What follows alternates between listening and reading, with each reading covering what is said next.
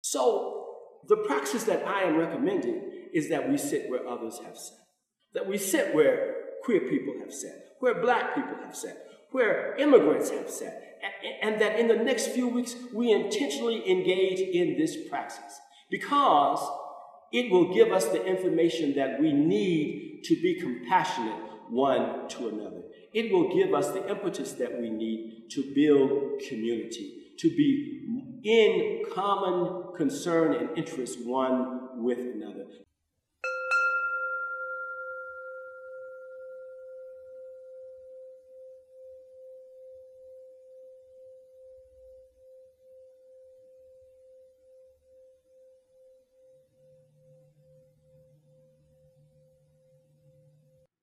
In chapter 3 of the book of Ezekiel, the prophet speaks very clearly about the process that he begins to engage. But let's back up. You need to know that in chapters 1 and 2, he has received a tremendous vision from God, an apocalyptic vision. He's seen heavenly creatures.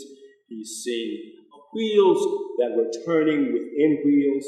And in the African-American tradition, they picked up this sense of vision and wrote a spiritual. The spiritual is called Ezekiel saw the wheel way up in the middle of the air. Ezekiel saw the wheel way in the middle of the air. The little wheel ran by faith, and the big wheel ran by the grace of God. Wheel in a wheel way in the middle of the air. But if we press this text a little bit more, we come upon a process of change. Ezekiel is moving from the vision, from the word of God that the vision implies, to a place of being able to give that word to God's people who find themselves now in exile. This is a very difficult thing for him, and he is somewhat in a conundrum as he pursues this. But then he finds the solution.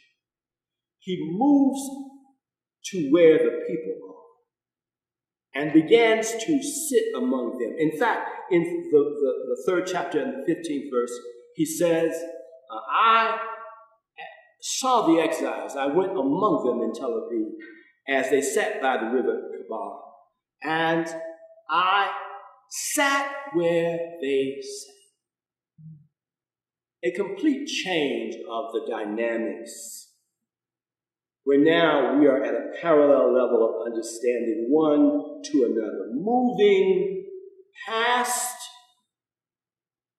the history, moving now into the present, engaging one another in very positive and serious ways, hearing one another's stories, hearing one another's histories, hearing one another's cares, pains, losses, tragedies, empowerments, and how one moves from one space to another. And it was not until he had this understanding that he could truly deliver the word of God to this people. If we press this passage even further with our discernment, we might engage the symbol of change that the Chinese use for being in crisis, because we are in crisis also. And their symbols are two. One is danger, and the other is opportunity. And so we have the opportunity now to look at our situation perhaps differently than we have before. While we may have thought that we are in the midst of utter destruction, we are also in the midst of tremendous opportunity. And that opportunity is an opportunity for change.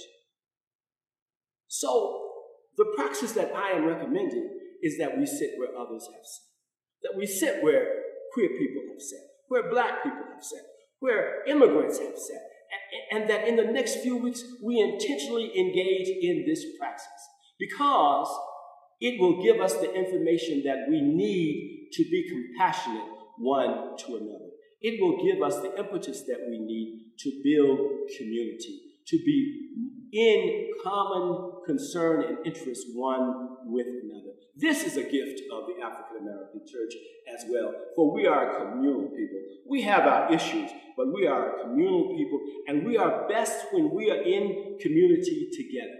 Let us take that lesson from this people and expand it to the larger world, that we may become community one with another.